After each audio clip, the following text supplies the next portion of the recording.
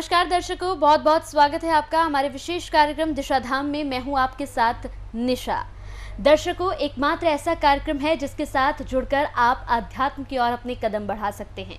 मेरे साथ स्टूडियो में मौजूद हैं गुरु माँ तपेश्वरी नंदा जी। बहुत बहुत स्वागत है गुरु माँ आपका। तो बिल्कुल दर्शकों, अपने विशेष कार्यक्रम की शुरुआत करेंगे कुछ प्रश्नों के साथ।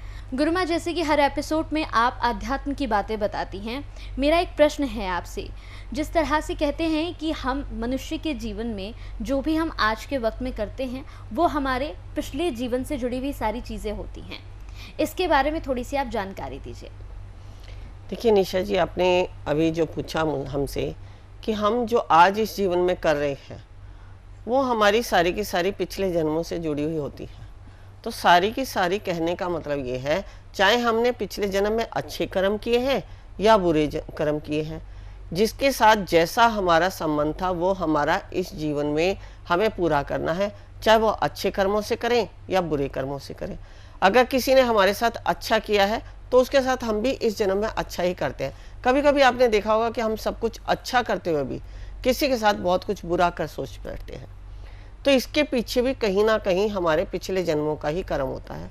जैसे आपने रामायण महाभारत में भी देखा है कि भगवान राम ने जिस बाली और सुग्रीव को जहाँ वध की बात आती है कि उनको बाली को जब वो मारा था तीर, तो वो अगले ही जन्म में जो है कृष्ण अवतार में एक शिकारी के रूप में आए और उन्होंने उनको तीर मार दिया। यानी हम पिछले जन्मों का ही इस जन्म में भोगते हैं। और अगर मैं राम और सीता के वियोग की बात करूं तो वो भी उनके पिछले जन्म का ही था। जैसे मैं आपको यहाँ छोटी सी कथा के रूप में बताना चाहूँगी जो हमारे शास्त्रों से ली गई है। आपने देखा है कि वृंदा जो कि जलंधर की पत्नी थी, आपने अगर शिव पुराण पढ़ा है या शास्त्रों का अध्ययन किया है तो आपको ये भी पता होगा कि जलंधर कौन थे। जलंधर भगवान शिव के ही अंश थे जो उनकी क्रोध अग्नि से उत्पन्न हुए थे और उनका जन्म पालन पोषण जो है एक मत्स्य कन्या ने किया था जो समुद्र की पुत्री थी। तो जलंधर जैसे जैसे बड़े हुए तो उनकी माता का जो मत्स्य कन्या थी बचपन में ही उनका देहांत हो गया था। इंद्र ने जो है उसकी हत्या कर दी थी। तो उसके उपरांत जैसे जैसे जलंधर बड़ा हुआ तो उनके गुरु शुक्राचार्य ने उसका पालन पोषण किया। लेकिन जलंधर जो है भगवान महादेव का अंश था, इसलिए वो जो है बहुत ही शक्तिशाली था। और शुक्राचार्य को भी जो है अपने जलंधर पे शिष्य पर बहुत ही गर्व था कि ये जो है असुरी शक्तियों का नाम रोशन करेगा, क्योंकि शुक्राचार्य जो है असुरों के गुरु थे और बृहस्पति जो है देवताओं के गुरु थे। तो शुक्राचार्य को बहुत ही गर्व था। लेकिन वो जलंधर जो है अपने क्रोध अग्नि के कारण महादेव से बदला लेने की इच्छा में थे। महादेव से बदला लेने की इच्छा का कारण जैसे ही शुक्राचार्य ने जाना तो उन्होंने कहा कि महादेव से अगर बदला लेंगे तो इसका तो अंत ही हो जाएगा। उन्होंने जो है वृंदा से उसकी शादी करवा दी, क्योंकि वृंदा को ये वरदान था कि जो भी कोई उनसे विवाह करेगा उसका वो जो है हमेशा उसका सुहाग बना रहेगा। वृंदा के कारण हर युद्ध क्षेत्र में उसकी जीत होती रही, चाहे वह इंद्र के साथ हुआ या किसी भी देवी देवता के साथ क्यों ना हुआ। जलंधर हमेशा विजयी होता रहा। लेकिन एक समय आया जब जलंधर भगवान शिव से युद्ध करने के लिए गया तो वृंदा जो है उनको अजय बनाने के लिए, शुक्राचार्य के कथन के अनुसार वृंदा उनको अजय बनाने के लिए उन्होंने जो है नारायण की पूजा करनी आरंभ कर दी, क्योंकि वृंदा नारायण को अपना आराध्य मानती थी। और जहाँ नारायण आते हैं वहाँ किसी का कोई कुछ नहीं बिगाड़ पाता। तो ऐसे ही जैसे ही उन्होंने वृंदा ने जलंधर के आगे प्रस्ताव रखा कि स्वामी, मैं आपको अजय बनाने के लिए कुछ अनुष्ठान करना चाहती हूँ गुरु शुक्राचार्य के बताए हुए मार्ग के द्वारा, तो आपको जो है मेरी इस पूजा में बैठना होगा। अब जलंधर क्या था, जलंधर ने हाँ कह दी और वो जो है माता पार्वती को बंदी बनाने के लिए चले गए, क्योंकि जलंधर को पता था कि जब मैं माता पार्वती को बंदी बना लूँगा तो महादेव की आदि शक्ति क्षीण हो जाएगी और महादेव माता पार्वती के बिना कुछ भी नहीं कर पाएंगे। तो उन्होंने ऐसा सोचा। तभी नारायण जो है यहाँ अपनी महादेव की के साथ जलंधर को पराजय करने के लिए योजना बनाते हैं।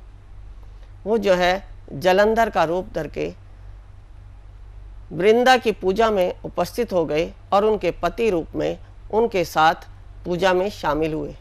जैसे ही वृंदा को आभास हुआ वैसे ही वृंदा ने नारायण को श्राप दे दिया, जिस प्रकार आपने मेरे पतिव्रत धर्म को नष्ट किया है और मुझे मेरे पति से दूर किया है, उसी प्रकार आपकी पत्नी पे भी ऐसे ही लांछन लगेंगे और आप भी अपनी पत्नी के वियोग में घूमते रहेंगे। तो यही श्राप अगले जन्म में राम और सीता के द्वारा उनको भोगना पड़ा। तो यहाँ जो मैंने कथा सुना रही हूँ वो यही बता रही हूँ कि हमें अपने पिछले जन्मों के कर्मों को यहाँ भी भोगना पड़ता है, चाहे वह देवी देवता हैं या एक सामान्य मनुष्य है।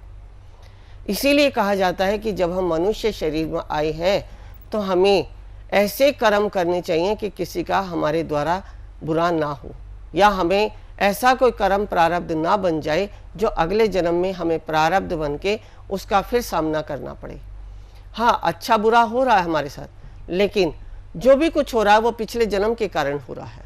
उसको भोगते चलो, कर्म करते चलो, क्योंकि हमने जन्म ही अच्छा करने के लिए लिया है।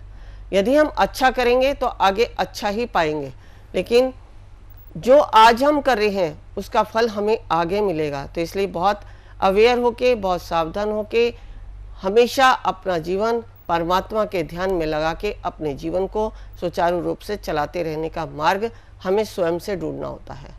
हाँ, अगर हम मनुष्य रूप में हैं, क्योंकि यहाँ करने और करवाने वाले तो परमात्मा है। परमात्मा ने स्वयं कहा है कि जो भी कुछ होता है वो मेरे ही कारण होता है। तो हम बहुत सारे लोग क्या करते हैं कि करवा तो परमात्मा ही रहे ना। हाँ ठीक है, बात करवा परमात्मा रही है, लेकिन परमात्मा कौन है? हमारा मन। यदि हम मन पे कंट्रोल कर लें, हम अपनी इंद्रियों पर कंट्रोल कर लें, तो हम उस परमात्मा को जीत सकते हैं। क्योंकि परमात्मा कहीं बाहर नहीं है, हमारे मन और इंद्रियों में है। परमात्मा हमारे शरीर में है, परमात्मा हमारे भाव में है। यदि हमने उन सबको जीत लिया और उसी के मार्ग का अनुसरण करते हुए हम अपना जीवन यापन करते हैं, तो हमारा कोई भी ऐसा कर्म नहीं जो कि आगे हमारा प्रारब्ध बन के हमें दुख दे। इसके विषय में मैंने अपने पिछले एपिसोडों में यूट्यूब पर कथाएं सुनाई हैं कि पिछला जन्म और इस जन्म में हमें कैसे क्या भोगना पड़ता है। छोटी सी एक सूक्ष्म रूप से एक कथा और सुना देती हूँ मैं, या कर्मों की अगर अब बात चल रही है तो एक कथा और बताती हूँ मैं। एक राजा के यहाँ, जैसे राजा के यहाँ देवगुरु रखे जाते हैं, तो देवगुरु का पुत्र था और राजा का पुत्र था। दोनों के यहाँ पुत्र की दोस्ती हो गई, क्योंकि जो राजा के यहाँ देवगुरु वगैरह होते हैं वो उनके महल में ही रहते हैं और उनका परिवार भी उनके साथ रहता है। तो राजा के पुत्र की और देवगुरु के पुत्र की दोस्ती हो गई। ये जो कथा है ये योग वशिष्ठ रामायण में से ली गई है, जो मैं तुम्हें अभी सुना रही हूँ।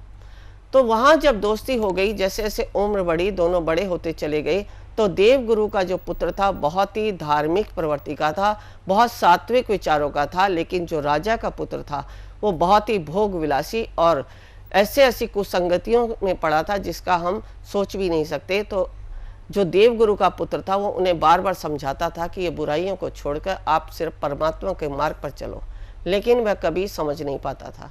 ऐसे ही एक बार जब घूमने जा रहे थे दोनों, क्योंकि यहाँ वो दोस्ती को छोड़ भी नहीं सकता, वो उनके पिता वहाँ राजा की नौकरी करते हैं, लेकिन वो समझाने में कभी भी पीछे नहीं हटा। तो घूमने के लिए गए हुए थे। चलते चलते रास्ते में होता क्या है कि जो राजा का पुत्र था उसको ठोकर लगती है और उसे एक गिन्नियों की थैली मिलती है। इसी प्रकार जो देवगुरु का पुत्र था उसको भी आगे जाके एक चोट लगती है जिसमें उसके पैर में एक कांटा चुभ जाता है। ये सब देखकर राजा का पुत्र देवगुरु के पुत्र से कहता है, देखा तुम हमेशा भगवान की बातें करते हो, तुम हमेशा भगवान के मार्ग पर चलने का सोचते हो, लेकिन तुम्हें क्या मिला? तुम्हें चोट लगी, तुम्हें ठोकर लगी, तो तुम्हें पैर में चोट आई, तुम्हारे पैर में कांटा चुभा। लेकिन मुझे तो देखो, मैं इतने बुरे रास्ते पर चलता हूँ, सारी बुराइयाँ मुझ में हैं, लेकिन फिर भी मुझे ठोकरों के उपरांत भी ये गिन्नियों की थैली मिली। अब अगर इस तरह से कोई हमें समझाता है तो हमारा दिमाग कहीं ना कहीं तो सोचने पर मजबूर हो जाता है। आज भी अगर हम अच्छे रास्ते पर चलते हैं और कोई बुरा व्यक्ति हमें समझाने लगता है तो हम भी सोचते हैं ठीक कह रहा है, कि बुराई का तो आजकल अच्छाई का जमाना ही नहीं है। तो उसी तरीके से उसके विचार भी परिवर्तन होने लगे देवगुरु के पुत्र के। उसने राजा के पुत्र से कुछ नहीं कहा, लेकिन मन ही मन विचार करता रहा और आगे की तरफ बढ़ते रहे। जैसे जैसे वह आगे की तरफ बढ़ते हैं तो वहाँ एक तपस्वी ऋषि उनके आश्रम तक पहुँच गए। जैसे ही वह तपस्वी ऋषि के आश्रम में पहुँचे, थोड़ा विश्राम वगैरह किया, तो जो ऋषि थे वो बहुत तपस्वी थे। जैसा कि मैंने बताया कि जो ऋषि होते हैं, तपस्वी होते हैं, वो सामने वाले को देखकर ही समझ जाते हैं कि उनके साथ क्या उनके मन में चल रहा है या उसके साथ क्या घट रहा है। तो ऐसे ही उन ऋषि ने जो है उनके विचारों को पढ़ लिया और कहा देवगुरु के पुत्र से, क्या बात है पुत्र, आप कुछ विचारशील हो रहे हैं, आपके मन में क्या विचार चल रहा है, मुझे बताएं तो मैं उसका समाधान बताऊं, मैं उसका हल बताऊं। तो देवगुरु के पुत्र ने बताना शुरू किया कि इस प्रकार से बात है, मेरे को जो है ठोकर लगी तो मुझे कांटा चुभा, लेकिन इनको ठोकर लगी तो इन्हें गिन्नी का थैला मिला। तभी तपस्वी ने जो है आंखें बंद करके पूरा वृत्तांत जाना और जानने के बाद दोनों को सामने बिठाया और बताया कि जो इन्हें गिन्नियों की थैली मिली है उसमें एक ही गिन्नी से प्राप्त हुई है, क्योंकि इसके जो पिछले जन्मों का कर्म थे वो बहुत ही संस्कारी थे। ये बहुत ही विद्वान पंडित था, जिससे कि इसका जन्म एक राजा के घर में हुआ। लेकिन इस जन्म के जो इसके कर्म है, कुसंगति है, उसके कारण इसे जहाँ चक्रवर्ती राजा होना चाहिए था वहाँ एक गिन्नी तक ही इसको रोक दिया गया कि इसको एक ही गिन्नी प्राप्त हुई। लेकिन अब तुम्हारा जो है पिछला जन्म इतना कुसंगति का था, इतने कुकर्म तुमने किए थे कि लेकिन इस जन्म के सात्विक कर्म, धार्मिक कर्म, दैवी बुद्धि के कारण तुम्हें जो है, जो तुम्हें फांसी की सजा होनी थी वो छोटे से कांटे पर टल गई। तो इस प्रकार हमें हमारे कर्मों का फल अवश्य मिलता है। चाहे हम छोटी छोटी कोई भी ऐसी बहुत सारी कथाएं हैं जिनको हम सीखने के तौर पे, क्योंकि ये कथाएं क्या हैं कि हमने मनुष्य जन्म लिया है तो हमें यही सब सीख सीख के, यही शास्त्र पढ़ के, यही कथाएं पढ़ के अपने जीवन को जीने की कला आती है। अगर इन सबको हम समझते हैं, खाली सुनने से कुछ नहीं होता, सुनकर उनका मार्गदर्शन अपने जीवन में अपनाते हैं, उस मार्ग पर चलते हैं, तो हमें भी वही सब कुछ मिलता है जो एक कहानी या कथा हमें सिखाना चाहती है। तो इस प्रकार हम अपने पिछले जन्मों के कर्मों से आज के जीवन को सफल भी बना सकते हैं और असफल भी बना सकते हैं। अगर मार्गदर्शन हमें, जैसे कि मैंने कथा बताई कि बचपन में ही उनका मार्गदर्शक हो गया होता, किसी गुरु का सानिध्य मिल गया होता, उसने उन्हें बताया होगा था कि तुम्हारे पिछले जन्म के ये कर्म थे तो इस जन्म भी इस कर्म के अनुसार चलो, तो शायद वो इसको संगति की तरफ नहीं पड़ता। क्योंकि जब हमारा मनुष्य शरीर में हम जन्म लेते हैं तो हमारे ग्रहों की स्थिति जन्म के समय क्या है। अब ग्रहों की स्थिति की अगर हम बात करें तो बहुत सारे लोग कहते हैं हमारी कुंडली में यही लिखा है, यही लिखा, ठीक है, लेकिन अगर हम अपने कर्म ऐसे बना लें तो जो कुंडली में लिखा है हम उसे भी बदल सकते हैं।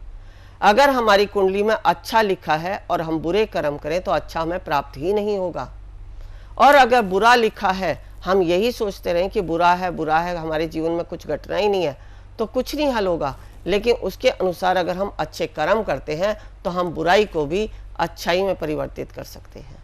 तो इसलिए हमें एक पूर्ण गुरु के से दीक्षा प्राप्त करके अपने जीवन में मार्गदर्शक अवश्य करा लेना चाहिए, ताकि हम जो जीवन जी रहे हैं इसमें हमें कैसे अपने जीवन के लक्ष्य को पाना है। जीवन का लक्ष्य यानी मोक्ष का द्वार, जो हमने ये जन्म लिया है, जो मनुष्य शरीर लिया है, इसको कैसे सार्थक करें।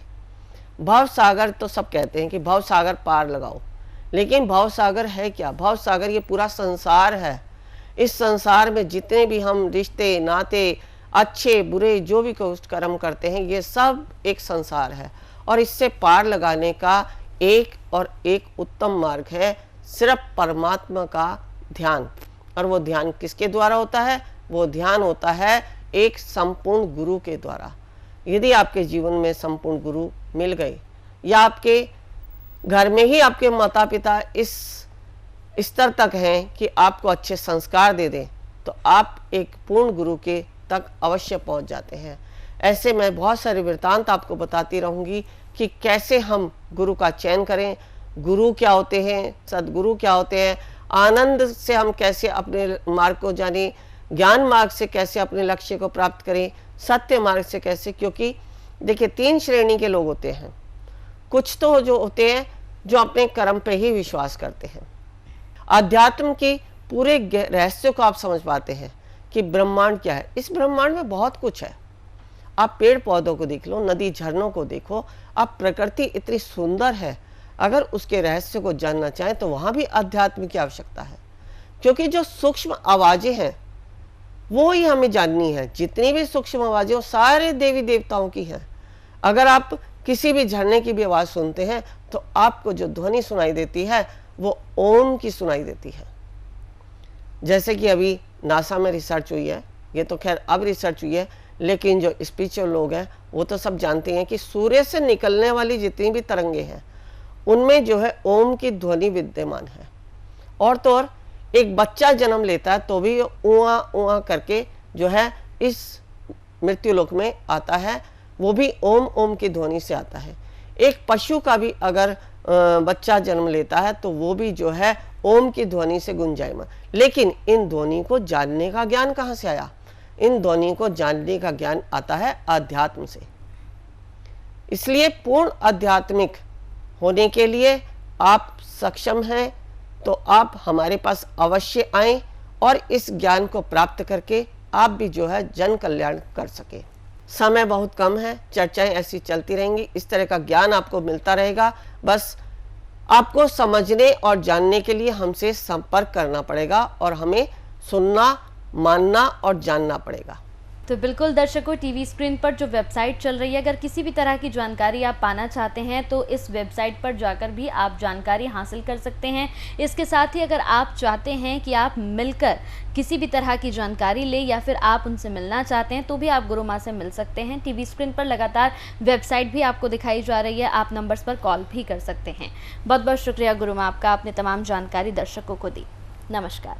ऋषिकेश में जो हम शिविर कराने जा रहे हैं, हमारा उद्देश्य कुंडलिनी जागरण। कुंडलिनी जागरण के लिए आवश्यक है ओम को सिद्ध करना, नागपाश खोलना, विचारों से शून्य होना, समर्पण भाव आना, शरीर में बैठने की क्षमता होना, तभी आप प्राप्त कर सकते हैं कुंडलिनी शक्ति को। यदि आप भी चाहते हैं कुंडलिनी शक्ति को पाना तो अवश्य आए हमारे इस शिविर में। गुरु माँ तपेश्वरी जी बढ़ाए एक कदम अध्यात्म की ओर और पाएं स्वस्थ शरीर, संपन्नता व एकाग्रता। गुरु माँ के द्वारा 108 प्रकार की दीक्षाएं प्रदान की जाती हैं, जिन्हें लेकर आप अपने जीवन को सुखों से भर सकते हैं।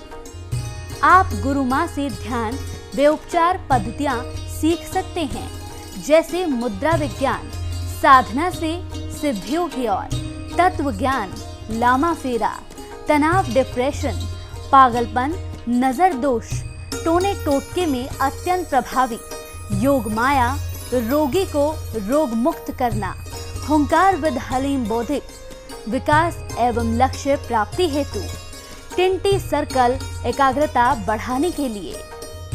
हमारा पता है गुरु माँ Tapeshwari ji ashram, Dishadham, near Delhi Singhu border, pin code 131028।